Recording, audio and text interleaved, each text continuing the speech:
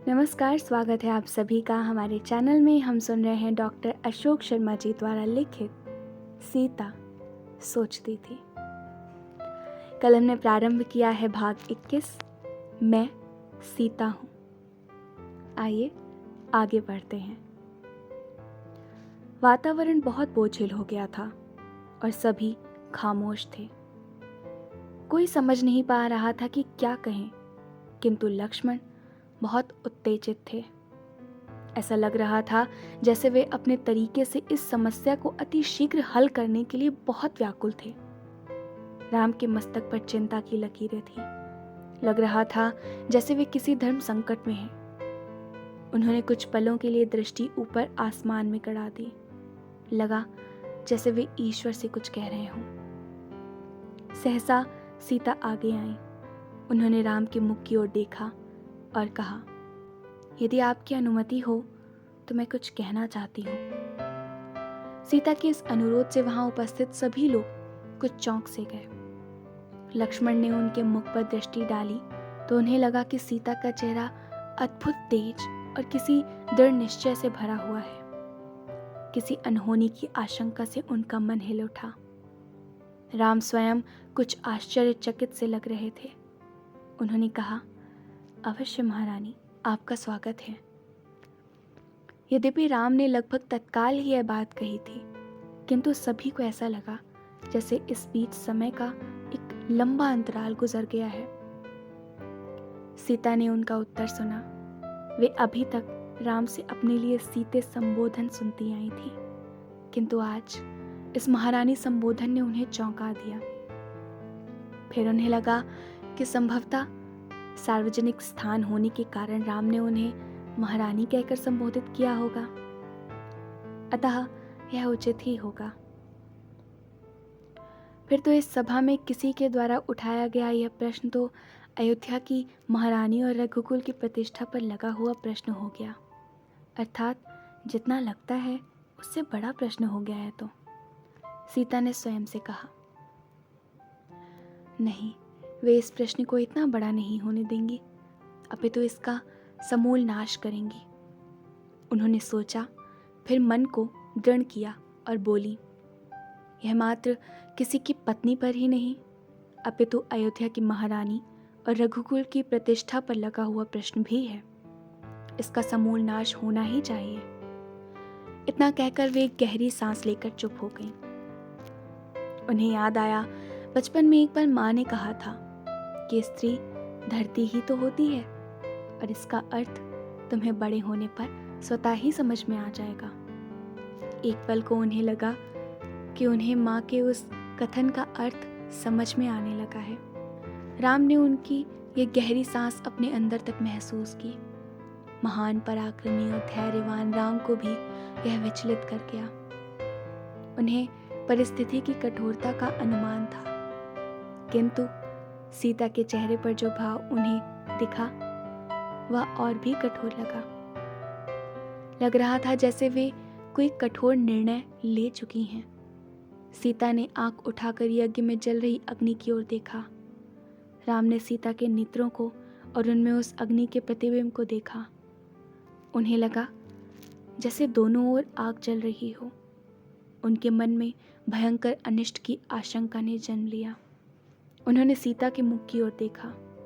वे कहना चाहते थे कि सीता रुको, हमें यह राज्य नहीं चाहिए, किंतु तभी सीता ने अपने दाएं हाथ की हथेली यज्ञ में जल रही अग्नि की ओर की और कहना शुरू किया, मैं सीता यज्ञ में जल रही पवित्र अग्नि की शपथ लेती हूं कि सीते रुको।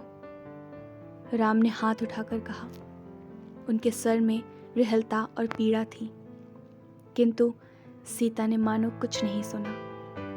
उन्होंने अपना वाक्य पूरा किया, मैं मन, वचन और कर्म से पवित्र और अपने पति और धर्म के प्रति सदैव निष्ठावान रही हूं। इसके साथ ही राम को लगा सीता उन्हें पीछे छोड़कर मीलों आगे, बहुत आगे निकल गई हैं। चारों ओर घोर सन्नाटा छा गया था। कोई कुछ भी कहने की स्थिति में नहीं था। अचानक भीड़ में एक स्वर गूंजा, महारानी सीता की। और भीड़ ने उत्तर दिया, जय। इसके बाद वह स्थल सीता और राम की जय घोषों और हर्ष ध्वनियों से गूंजने लगा। तभी सीता मुड़ी, यज्ञ स्थल की ओर चल दी और उसे पार करते हुए बाहर निकल गई। सभी उन्हें आश्चर्य से देख रहे थे।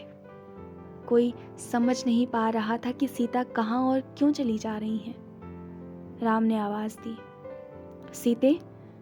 सीते ने मुड़कर पीछे देखा। नेत्र मिले।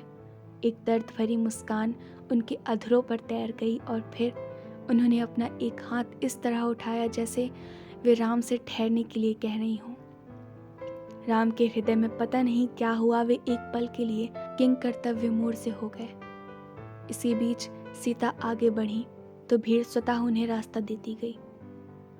राम सशंकित थे। उन्होंने लक्ष्मण की ओर देखा, फिर दोनों भाई उसी ओर चलने को उद्यत हुए। भरत ने भी साथ चलने की अनुमति मांगी। उनके साथ शत्रुघ्न और सुमंत्र भी हो लिए और सभी भीड़ के बीच से मार्ग बनाते हुए चल पड़े। सीता के निकलते ही वातावरण कोलाहल से भर गया था और भीड़ अव्यवस्थित हो उठी थी।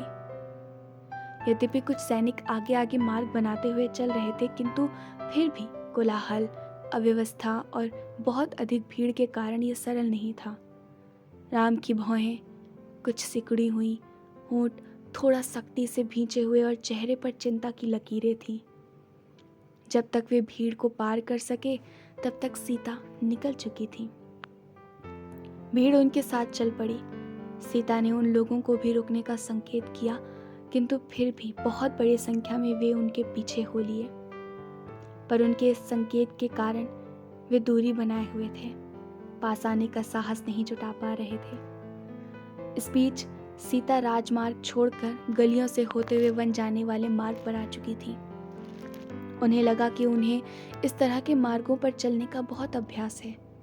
ऐसा लगा जैसे उनको पंख मिल गए हों। अचानक उनकी गति बहुत तीव्र हो गई। लगा जैसे उन्हें कहीं दूर जाने की शीघ्रता है। अयोध्या की एक बहुत बड़ी भीड़ उनके पीछे थी, किंतु अब उनके और भीड़ के मध्य दूरी बढ़ चुकी थी और सीता का ध्यान अब इस सब की ओर नहीं था। वे सब कुछ भूलकर विचारों के संसार में खो चुकी थी। उनका मन बहुत तेजी से दौड़ रहा था और मन में बहुत से प्रश्न उठ रहे थे। उन्हें लग रहा था, क्या उनका इस प्रकार यज्ञ स्थल छोड़ना पलायन है? उन्हें याद आ रहा था कि लंका विजय के बाद भी उन पर उठ सकने वाले प्रश्न चिन्हों के शमन हेतु राम ने उन्हें अकेले अग्नि में प्रवेश करने की अनुमति नहीं दी थी। वे उनके साथ ही स्वयं भी अग्नि में प्रवेश करने को तत्पर थे। और आज उनकी प्रजा के कुछ बहके हुए लोगों ने पुनः प्रश्न चिन्ह लगाए तो वे कितने विह्वल हो उठे थे और उन्हें शपथ लेने से रोक रहे थे। महर्षि वाल्मीकि के आश्रम में संत स्त्री पुरुषों के साथ 12 वर्ष बिताने के बाद उनकी मानसिकता पूर्ण रूप से परिवर्तित हो चुकी थी। लव व कुश कुछ बड़े और समझदार हो चुके थे और अपने पिता के संरक्षण में पहुंच चुके थे। उनका स्वयं का मन विरागी हो चुका था, इसलिए आज उन्होंने सब कुछ त्यागने का मन बना लिया था।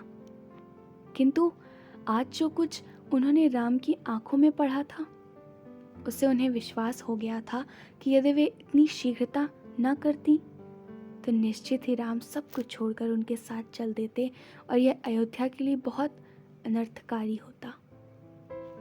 उनके मन में फिर उठा कि यह पलायन की श्रेणी में आएगा। उन्होंने और राम ने कभी भी डर या किसी लोभ से कोई कार्य नहीं किया था। फिर भी यदि यह पलायन है तो त्याग क्या है? सीता को लगा इस प्रश्न में भी उत्तर निहित है और इसके साथ ही उनकी आंखों के आगे राम का चेहरा आ गया। अद्भुत रूपवान, बहुत वीर, पराक्रमी, विचारवान, धैर्यवान, बुद्धिमान और दूसरों के लिए चुपचाप कष्ट सह जाने वाले। कौन सा गुण नहीं है उनमें? एक बड़े साम्राज्य के शासक होते हुए भी एक पत्नीव्रतधारी। वे 12 वर्ष से अधिक समय तक उनसे दूर रहीं, किंतु राम ने किसी भी अन्य स्त्री को अपने जीवन में नहीं आने दिया। अब उन्हें लगा कि राम के गुणों को गिना नहीं जा सकता। उनको याद आया कि जो कुछ उन्होंने सुना और जाना था उसके अनुसार उनके अपहरण के बाद राम बहुत दुखी और व्याकुल थे, और उनके वाल्मीकि आश्रम जाने के बाद तो उन्होंने भी एक कुटी में साधुओं की भांति रहकर ही अपना जीवन जिया। उन्होंने महसूस किया कि जितना प्रेम उन्हें राम से था उससे कम प्रेम उन्हें राम से नहीं मिला था। उन्हें मिथिला में विवाह से पूर्व का राम का प्रथम दर्शन स्मरण हो आया। वे कितने सौम्य और शिष्ट लगे थे। तब से आज तक उन्होंने राम से कभी कोई कमी नहीं पाई थी। सीता ने नेत्र खोलकर एक बार चारों ओर देखा। कुछ वृक्ष और उनके मध्य से जाता हुआ एक सूना सा पथ। उन्होंने आंखें उठाकर आसमान की ओर देखा। नीला और साफ आसमान था। उनका मन हुआ कि वे और राम एक दूसरे के हाथ थामकर उड़ते हुए इस आकाश में कहीं खो जाएं।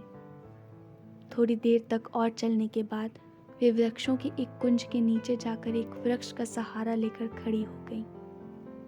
ऐसा लगा जैसे उन्हें यहीं तक आना था। सीता कुछ देर तक खड़े रहने के बाद उसी वृक्ष के तने से पीठ टिकाकर बैठ गईं। उन्हें लगा जैसे उनका शरीर थकान से चूर है। उन्होंने अपने पैर सीधे किए, सिर भी वृक्ष के तने से टिकाया और नेत्र बंद कर लिए। तब उन्हें लगने लगा कि पैरों और पीठ में थकान के कारण बहुत दर्द है और शरीर निढाल हो रहा है। उन्होंने नेत्र बंद कर लिए और सोचने लगी कि वे तो धरती की बेटी हैं। फिर उनकी यह माँ उन्हें अपनी गोद में छुपा क्यों नहीं लेती।